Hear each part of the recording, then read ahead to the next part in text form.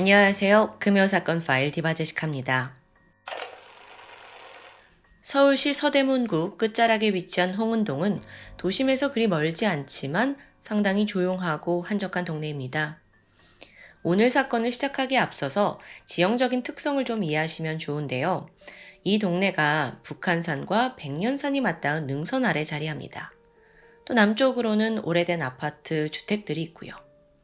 서울이 모든 게 바쁘게 돌아가는 곳이잖아요. 그런데 비해 홍은동은 좀 더 정적인 공기가 감돌고 있습니다. 곳곳에 보면 산으로 이어지는 등산로, 산책로가 있는데요. 또 그만큼 외진 곳도 많아서 범행이 벌어져도 쉽게 눈치채기 어려운 환경일 수 있겠죠. 지난 2005년 6월 26일 오후 4시, 홍은동에 거주 중인 여성 김 씨는 아파트 단지와 바로 연결된 등산로를 따라 늦은 오후 산책을 나가게 됩니다. 시원한 바람을 느끼면서 한참을 걷던 중 어디선가 날카로운 소리가 들렸어요. 근데 이게 한 번만 듣고는 무슨 소리인지 감이 안 와요. 잠깐 걸음을 멈추고 귀를 기울였죠. 깍! 이건 분명 여성의 찢어질 듯한 비명소리였습니다. 그때가 오후 4시였는데 한창 때예요. 밝고요. 근데 여기가 숲이 우거진 탓에 사실 등산로 내부는 좀 어두웠거든요. 게다가 시간상 사람들이 다 하산할 타이밍이라 인적도 뜸하고요. 즉, 이 한적하고 어두운 곳에서 혼자 비명을 들은 김 씨 또한 두려움이 엄습했겠죠. 하지만 그 비명 소리가 누군가의 구조 신호일 수도 있다는 생각이 들었고 용기를 냅니다. 즉각 소리가 나는 방향을 찾아 걸어가기 시작했죠. 그리고 잠시 후 김 씨의 눈에 이상한 광경이 들어왔습니다. 등산로에서 한 15m 떨어진 숲 안쪽이었는데 한 남성이 쭈그리고 앉아 있어요. 근데 마치 실성한 사람처럼 쭈그리고 앉아서 태연히 주변에 있는 낙엽을 긁어 모으고 있더라고요. 근데 이 장면을 천천히 지켜보던 김 씨가 순간 식은땀이 흘렀습니다. 그 낙엽들 사이로 하얀 발이 보인 거예요. 혹시나 소리가 날까 입을 틀어막은 김 씨가 나무 뒤에 몸을 숨겼고요. 조용히 띠띠띠띠띠 경찰에 신고 전화를 걸게 됩니다. 경찰서죠? 여기 홍은동 등산로인데요. 웬 남자가 시신을 파묻고 있는 것 같아요. 이 신고를 끝낸 김 씨는 그 이후로도 한참이나 수상한 남성을 지켜보고 있었습니다. 근데 이 사람이 등산로를 떠나지 않고 어슬렁거리고 있는 거예요. 이 모습이 게다가 기괴하기 짝이 없습니다. 당시 남성의 손이 피투성이가 되어 있었어요. 근데 무언가를 쥐고 있는 거예요. 근데 이게요, 이 목격자 김 씨가 사람 내장을 실제로 본 적은 없지만 분명 창자 같아요. 이 남자는요, 두 눈에 초점이 없이 그냥 멍한 상태입니다. 뭔가를 찾는 듯 나무 주변을 계속 서성거리고 있고요. 그렇게 잠시 후 경찰이 현장에 도착을 했고요. 김 씨는 즉각 저 남자요, 저 남자. 그를 지목했습니다. 바로 현행범으로 체포가 됐죠. 검거 당시 남성에게서 강한 술 냄새가 풍겼습니다. 만취 상태였던 거예요. 경찰은 즉각 등산로 일대 통제했고 시신 수거에 나섰어요. 아까 그 목격자가 말한 낙엽더미 아래 가보니까 그 밑에, 낙엽 밑에 커다란 돗자리가 무언가를 덮고 있더라고요. 그걸 걷어내자 여성의 시신이 보였습니다. 그런데요, 여러분, 그 상태가 너무 참혹해서 경찰들조차 구역질이 올라올 정도예요. 우선 시신은 알몸이었습니다. 심한 폭행을 당했는지 얼굴을 비롯한 온 몸에 멍자국이 가득했어요. 또 예리한 흉기에 찔렸는데 얼굴, 목, 팔, 가슴, 하반신까지 상처 투성입니다. 게다가 유독 눈에 띄는 상처가 있었는데 오른쪽 유두가 잘려나갔어요. 이로 물어뜯은 자국이 선명히 남아 있었죠. 그런데 여러분, 이건 아무것도 아닙니다. 이 시신에서 가장 끔찍한 건 몸 안의 장기가 전부 사라졌다는 점이에요. 앞서 범인이 체포될 때 손에 창자 하나를 들고 있었거든요. 그럼 이걸 인위로 이제 끄집어냈다는 건데, 아니, 그럼 다른 장기들은 어디에 있는 걸까요? 경찰도 의문이 들던 바로 그때 현장 한쪽에서 외마디 비명이 들렸습니다. 아, 저기 나무예요! 모두의 시선이 꽂힌 그곳에서 형사들도 눈을 떼지 못해요. 정말 밀려드는 충격에 와, 어떻게 사람이 저럴 수 있지? 이 나뭇가지 위에 장기들이 마치 빨래처럼 이렇게 걸려 있었기 때문이에요. 알고 보니까 체포 당시 남성이 막 주변을 서성거렸잖아요. 그 이유가 이거였어요. 그러니까 걸어두려고 한 거죠. 수백 번 살해 현장을 본 형사조차 정말 이건 너무 끔찍하다 싶어서 절망했고요. 곧이어 하나하나 수거 작업이 이루어집니다. 뒤이어서 정확한 사인을 파악하기 위해 이 수거한 시신 또 장기 국과수에 보내요. 부검 결과가 나왔는데 사인은 다발성 자창에 의한 과다출혈이었습니다. 그러니까 쉽게 말해서 흉기에 수차례 찔리고 너무 많은 피를 흘려서 사망한 거예요. 이걸 뒷받침하듯 현장에는 범행 도구로 추정되는 9cm짜리 가위가 떨어져 있었습니다. 그런데요, 여러분, 정작 모두를 경악하게 만든 부검 결과는 그 다음 내용입니다. 피해자의 음부 안에서 1.8리터 술병, 1.5리터 소주 페트병, 그리고 과일 자두 한 알, 또 피해자의 지갑이 발견됐어요. 몸 안에서요. 범인이 마구잡이로 밀어 넣은 거예요. 미친놈인 거죠. 그나마 지갑에 있는 신분증을 통해 피해자의 신원이 확인되는데요. 그녀는 51세 강 씨였습니다. 여러분이 지금까지 들어본 이런 시신의 훼손도를 봤을 때 이거 범인이 좀 정신이 나간 상태로 묻지마 살인을 저질렀나 싶을 수도 있어요. 하지만 두 사람은 서로를 아주 잘 알던 사이입니다. 아니, 그 이상이에요. 도대체 무슨 원한 때문에 강 씨가 이렇게 끔찍하게 살해된 걸까요? 그에 앞서 먼저 강 씨에 대해서 좀 알아보면 그녀는 서울에 거주하면서 남편과 이혼을 한 후 홀로 두 아이를 키워냈습니다. 채무 관계 깨끗했고요. 평소 주변 사람 잘 챙기기로 유명해서 별다른 원한 관계 발견되지 않았죠. 그러니까 만약에 현장에서 범인을 바로 체포하지 못했더라면 범인을 특정하기 어려웠을지도 모릅니다. 지인들에 따르면 강 씨가 워낙 자식들한테 끔찍한 편이었대요.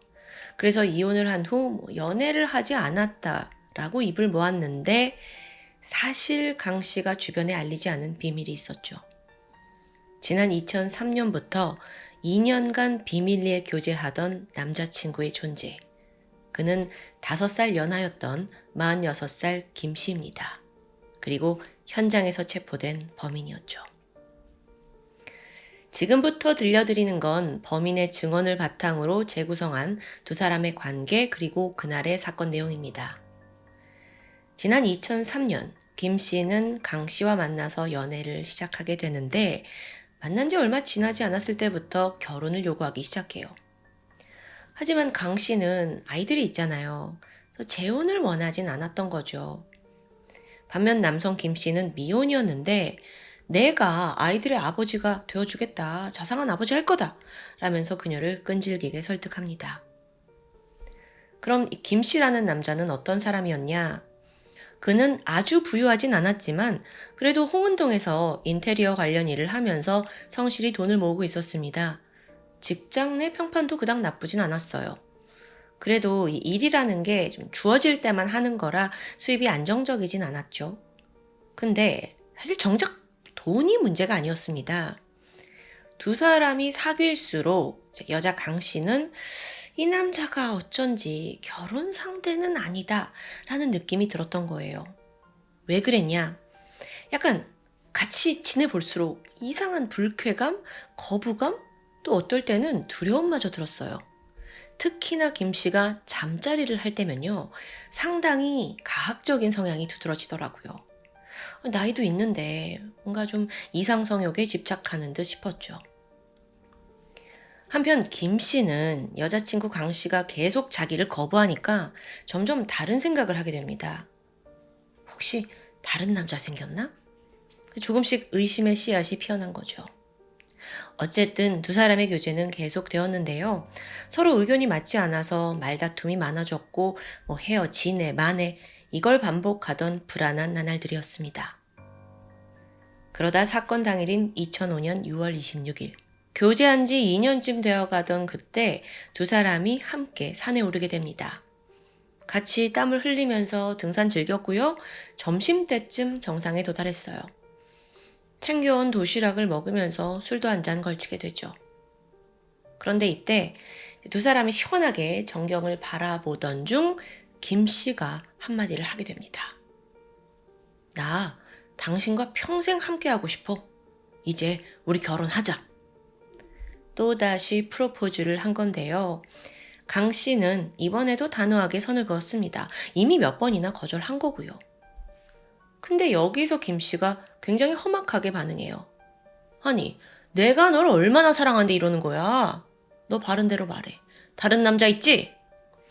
격분한 김 씨가 말이 점점 거칠어지더니 막 욕설까지 합니다.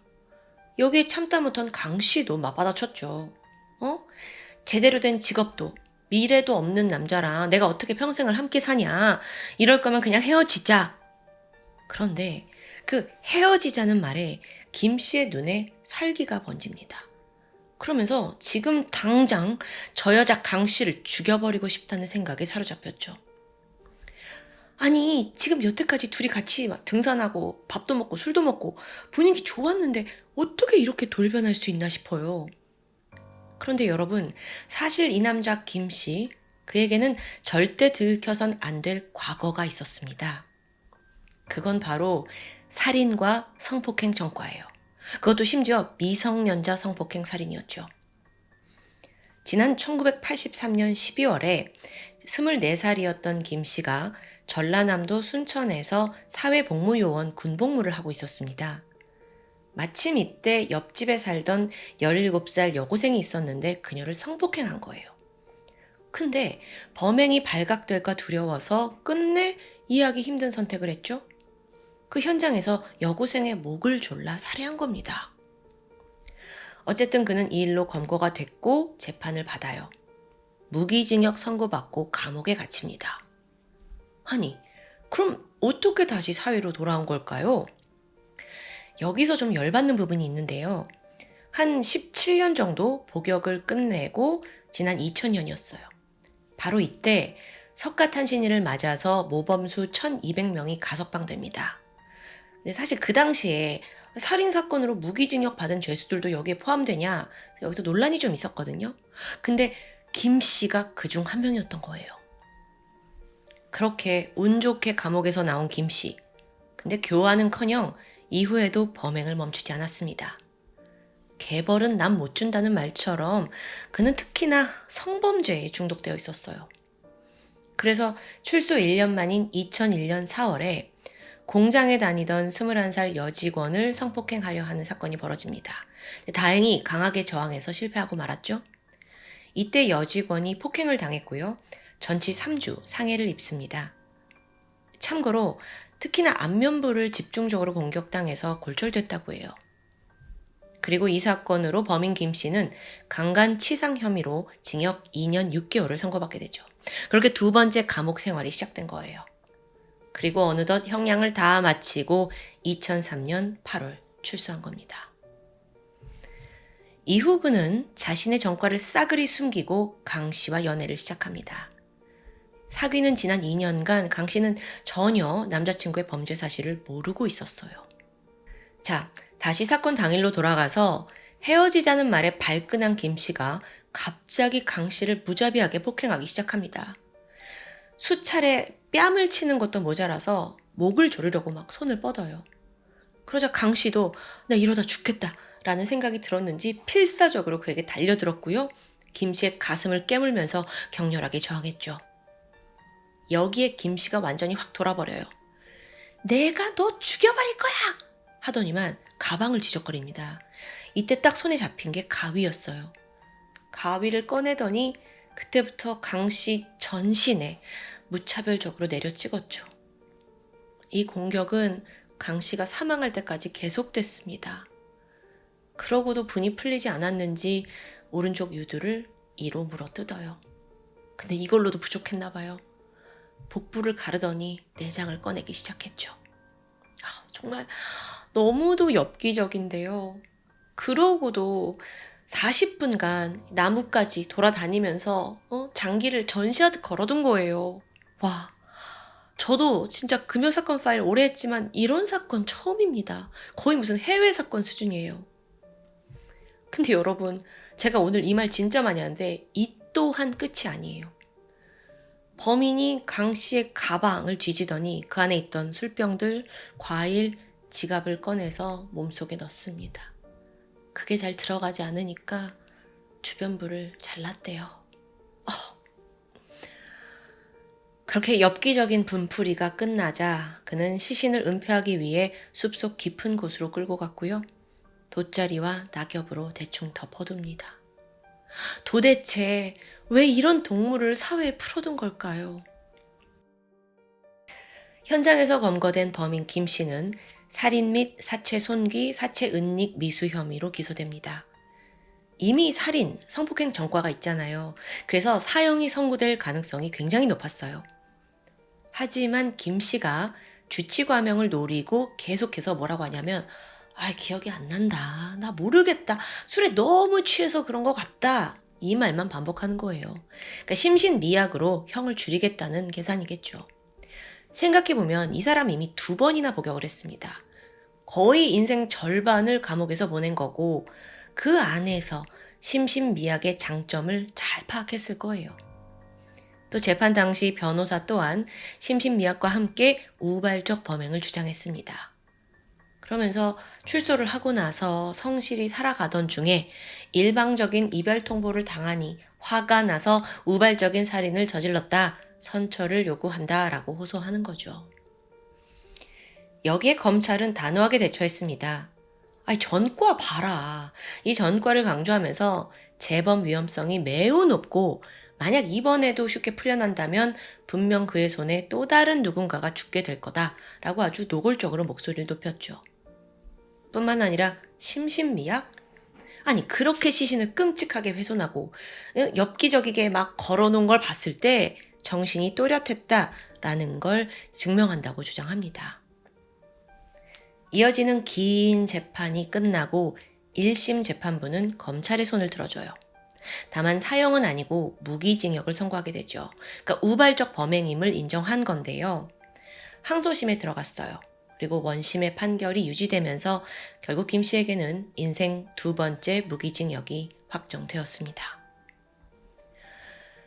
이번 사건은요, 너무도 끔찍한 이 범행 수법에 비해 사실세간에 많이 알려지진 않았습니다.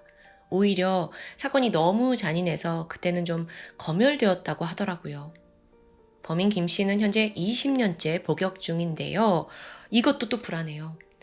대한민국 법률상 무기징역수는 20년이 지나면 가석방 심사 대상자가 됩니다. 물론 자격이 된다고 해서 모든 범죄자가 풀려나는 건 아니죠. 하지만 이전에도 전적이 있잖아요. 그러니까 그 어떤 것도 확신할 수 없는데요. 김 씨가 다시 사회에 돌아오지 않도록 우리 사회에 철저한 감시가 필요합니다. 이번에 마저 또 나온다면 그거야말로 정말 대한민국의 법치주의 무너진 거 아닐까요? 여러분의 생각은 어떠신가요? 지금까지 금요사건 파일 디바제시카였습니다. 안녕하세요. 금요사건 파일 디바제시카입니다. 부산 서구에 위치한 시악산, 해발 510m 정도 되는 이곳은 도심과 가깝게 위치하고 있어서 동네 주민들이 산책을 위해서 즐겨 찾는 곳입니다. 산 바로 아래에는 500여 가구가 모여 살고 있고요. 또 마을 곳곳에 이 산으로 통하는 등산로 입구가 여기저기 마련되어 있죠. 지난 2021년 4월 3일 토요일, 한 등산객이 이 시악산을 찾았습니다. 아직은 좀 어둑했던 아침 6시 30분쯤이었는데 한 등산로 입구 쪽 체육공원을 지나던 순간 낯선 장면이 포착됐죠. 한 노인 남성이 바닥에 쓰러져서 피까지 흘리고 있던 겁니다. 사실 처음엔 이게 짐승인가 싶을 정도로 혈흔이 상당했는데요. 놀란 그는 곧장 경찰에 신고했습니다.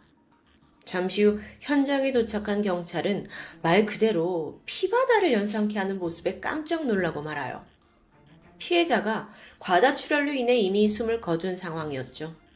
자세히 보니까 복부와 얼굴에 수차례 흉기에 찔린 상처가 나 있었습니다. 조사 결과 피해자는 70대 사업가 A씨. 그는 가까운 곳에 거주하던 사람입니다. 시악산 바로 밑에 있던 한 등산로와 고작 200m 떨어진 피 아파트란 곳에 살고 있었죠. 일단 동선을 확인하기 위해서 아파트 CCTV를 확인했는데 사건 당일 새벽 5시쯤 그가 집을 나서는 모습이 찍혀 있습니다. 발견되기 딱 1시간 반 전이었죠. 이후 그는 산을 오르기 위해 시학로 17번 길로 향했는데요. 이 길이 동네 주민이 아니고서는 결코 알 수 없는 그런 골목길이라고 합니다. 그럼 이때 다른 사람들이 있었느냐?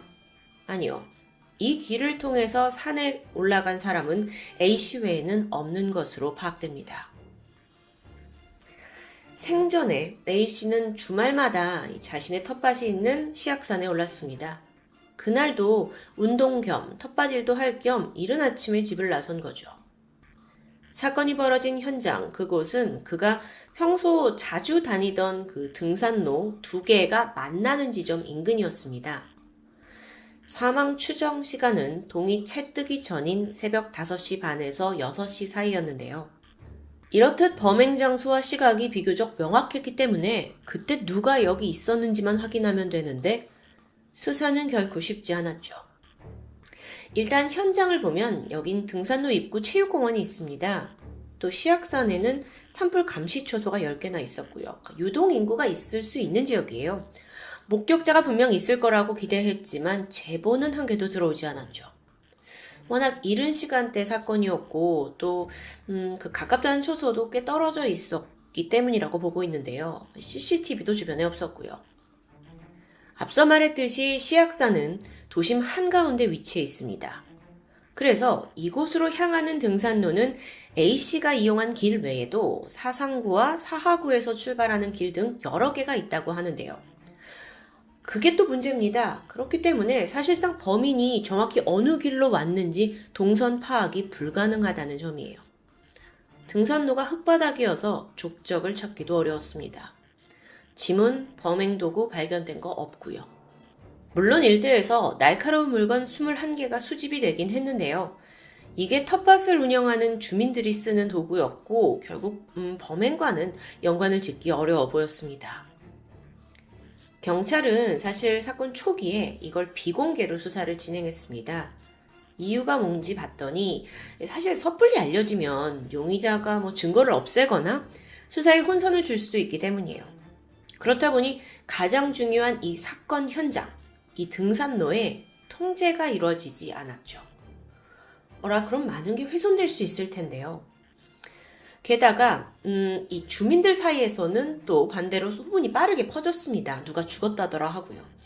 그래서 불안했던 주민들이 직접 언론사에 사건을 제보하게 되는데 사건 발생 일주일 후인 4월 10일 부산 지역 신문사를 통해서 이 사건이 뒤늦게 알려지게 됩니다. 이 부분에 대해서 당시에 그 살고 계신 주민들은 많이 비판을 하셨다고 그래요.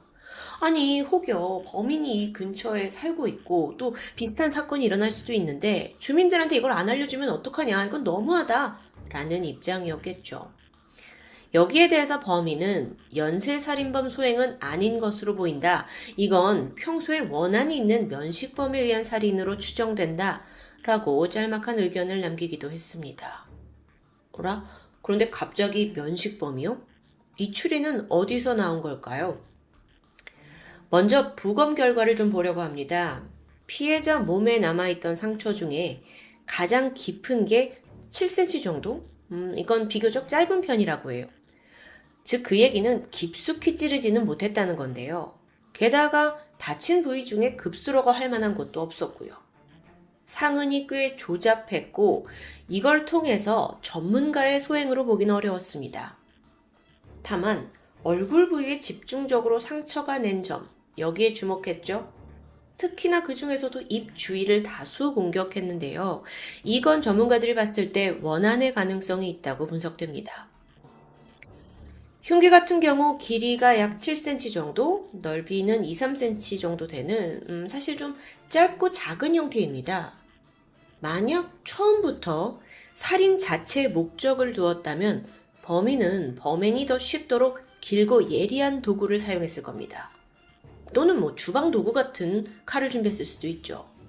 하지만 경찰이 짐작하는 흉기는 사실상 일반적인 살인에는 잘 쓰이지 않는 형태였는데요. 그럼 이게 우발적인 살인일까요? 과거 등산로에서 발생한 우발적인 살인 사건들을 보면 피해자가 대부분 여성이었습니다. 반면 이 사건은 70대 남성 노인이죠. 별 이유 없이 그가 타겟이 되었다는 건 어딘가 석연치 않았습니다. 이런 여러 가지 분석과 이유로 경찰은 원한을 가진 면식범이 범인일 거다라는 데 무게를 뒀던 겁니다. 사건이 벌어진 현장. 자, 이 시악산 자체가 부산에서 아주 유명한 곳은 아니라고 해요. 등산 명소도 아니고요. 특히나 이 현장은 진입로가 좁고요. 아는 사람만 가는 곳입니다. 외부인들은 거의 오지 않는다고 해요. 그렇다면 범인은 평소 피해자의 행동 패턴을 잘 알고 있는 가까운 사람일 수 있겠죠. 또는 범인 역시 시악산 인근에 살면서 여길 잘 찾았던 사람일 확률이 높습니다. 아니, 만약 그렇다면요? 아무리 면식범이라고 해도 그 주변에 있는 주민들한테는 두려운 일인데 알려줘야 했던 거 아닐까요? 어쨌든 경찰은 주변 인물 탐문을 시작합니다. A씨가 사업을 하던 사람이라 여러 지인들과 복잡한 금전 문제가 얽혀 있었어요. 만에 하나 이게 계획범죄라면 채무관계가 있거나 또는 평소 좀 다툼이 있던 사람이 범인이겠죠. 반대로 우발적인 범죄였다면 등산객을 넘어서 사실 근처 마을 전체 주민들까지 수사 대상이 되는 상황입니다. 그래서 탐문이 어떻게 이루어지냐? A씨 집 근처에 사는 사람, 또 채무관계에 있던 사람들, 이제 굉장히 범위가 넓게 다 포함을 해가지고 그 수가 무려 1,400가구, 1,400가구를 대상으로 탐문조사를 벌였어요. 정말 많죠. 그 중에서도 전과자와 정신병력이 있는 사람들은 따로 추려냅니다. 그렇게 추려서 선정된 사람들이 무려 600명. 그 안에서 다시 원한관계에 있고 또 주변 전과자 추리고 나니까 최종적으로 약 40명의 용의자가 남겨집니다. 경찰들은 이들의 알리바이를 일일이 확인했습니다. 통선도 확인했고요. 혹시나 의심스러우면 그게 정확히 확인될 때까지 다시 확인하는 작업을 거쳤습니다. 당시의 경찰은 이 용의자 40명들 중에서 분명 범인이 있다고 확신하고 있었죠. 한편 인근 마을에 공용 CCTV와 사설 CCTV 90개에 담긴 영상들도 다 확보했습니다. 경찰들은요, 범행 후에도 범인이 다시 이 현장에 왔었을 거다라는 가능성을 높게 봤고요. 사건 이후에 일주일치 CCTV도 확인했어요. 정말 수사관분들이 할 일이 무지 많았을 것 같은데요. 40명 일일이 확인해야죠. CCTV 확인해야죠. 근데 이런 노력이 무색하게도 수사는 진전을 보이지 못합니다. 이렇게 난관에 봉착한 경찰이 결국 등산로에다가 직접 목격자를 찾습니다. 현수막을 내걸게 돼요. 제보를 간절히 기다렸죠. 근데 그마저도 소득은 없었습니다. 처음에 추려진 용의자 후보 그 40명 중에 범인이 있을 거라고 했잖아요. 근데 갈수록 이마저도 불확실해지는 상황이었죠. 이렇게 답보 상태에 이르자 경찰은 새로운 방향의 수사를 펼쳤습니다. 그건 바로 인터넷에서 시악산 살인사건을 자주 검색한 사람을 추려냈고 또 그중 전과자 또는 현장에 거주하는 사람을 추려내는 방법입니다. 약간 좀 무모한 수사가 아닌가라는 생각이 드는데 실제로 이 방식을 통해서 그 단어와 또 DNA란 단어를 여러 번 검색한 근처에 살고 있는 대학생 한 명이 뽑히게 돼요. 그가 범인이었냐고요? 추후 드러난 바에 따르면 이 대학생이 과제 때문에 검색을 많이 했었다라는 웃지 못할 해프닝이 밝혀지죠. 경찰 입장에서는 지푸라기라도 잡는 심정이었겠지만 조사받는 사람 입장에서는 상당히 당혹스러웠을 것 같은데요. 이런 답답함 속에서 이거 자칫하면 사건이 장기화될 조짐이 보였습니다.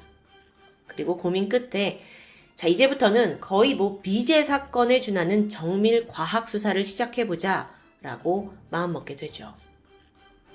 경찰은 먼저 A씨 몸에 남은 혈흔과 등산로 길바닥에 묻은 혈흔 형태를 과학수사대에 의뢰합니다. 근데 또 현장이 야외였잖아요. 그래서 혈흔 형태 분석만으로는 의미 있는 결과를 찾기가 힘들었어요. 그러니까 이제 경찰이 뭘 하냐면 사건 현장을 다시 들여다보면서 단서를 찾아보려고 했죠. 근데 또 너무 깨끗합니다. 좀 시간이 뒤늦은 것 같기도 하고요. 가해자의 채모, 책 발견할 수 없었고 그나마 너무 아무것도 없다라는 것 때문에 범인이 범행 당시에 등산 장갑을 끼고 있었을 것으로 추정되는 부분이 나오게 됩니다. 또한 피해자 유류품 40여 점이 약 3번에 걸쳐서 국과수에 보내졌어요.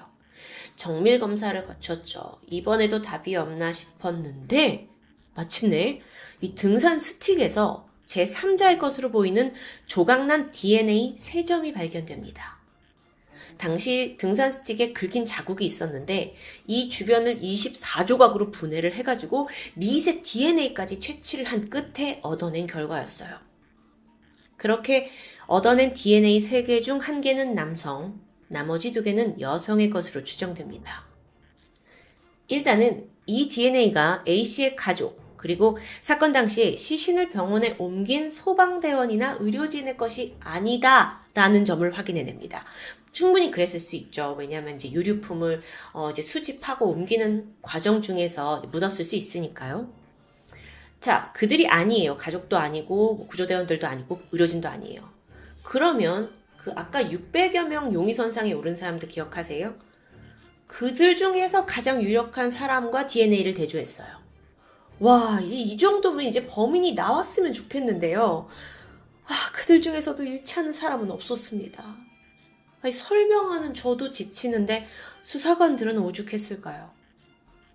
한편 이 사건이 이렇게까지 미궁에 빠진 결정적 요인 중 하나로 등산로에 CCTV가 없다라는 게 지적됩니다. 특히나 이 사건이 벌어진 부산은 산지가 많죠. 근데 그거에 비해서 CCTV가 설치된 비율이 매우 낮다고 해요. 그래서 등산로가 유독 범죄에 취약한 편이고요. 그런데 또 여기에 대해 지자체는 뭐라고 하냐면 아니 도심에 비해서 이런 곳은 민원이 적기 때문에 예산을 확보해내는 게 어렵다. 그래서 CCTV를 설치 못한다라고 하는데 아니 다시 생각해 볼게요. 여기가 외진 곳이기 때문에 CCTV가 더 필요한 거 아닐까요? 외진 곳이라 설치 순위가 밀려난다는 건 좀 아이러니하게 느껴집니다. 범죄 전문가들도 적어도 그 등산로 입구만이라도 CCTV를 설치해야 한다고 요구하고 있고요. 그나마 사건이 벌어지고 나서 부산 서구는 등산로 10곳에 방범용 CCTV를 설치했습니다. 뒤늦게라도 설치돼서 다행이지만 누군가의 억울한 죽음을 되돌릴 수는 없다는 사실에 가슴이 아프죠. 현재 경찰은 이 사건의 제보자를 절실하게 찾고 있습니다. 물론 제보자의 신원보호는 당연하겠죠. 범인 검거에 결정적인 단서를 제공할 경우 500만 원의 보상금이 지급된다고 합니다. 여러분, 사건이 발생한 2021년 4월 3일 오전 6시를 전후해서 부산 시악산 체육공원 인근 등산로에서 뭔가 수상한 행동을 하거나 급히 이동하는 사람을 목격하셨다면 또는 등산복 차림의 70대 남성과 다투는 사람을 보셨다면 시악산뿐만 아니라 인근 사하구, 등산로 등에서 흉기로 보이는 물건을 발견하셨다면 주저 말고 작은 것이라도 제보를 부탁드립니다. 보통 많은 분들이 이렇게 생각하신대요. 설마 이런 것도 도움이 될까? 네, 사소한 제보도 범인 검거에 결정적인 역할을 할 수 있습니다. 그날의 무언가를 기억하는 여러분의 제보가 빠른 해결의 열쇠가 될 겁니다. 지금까지 금요사건 파일 디바제시카였습니다.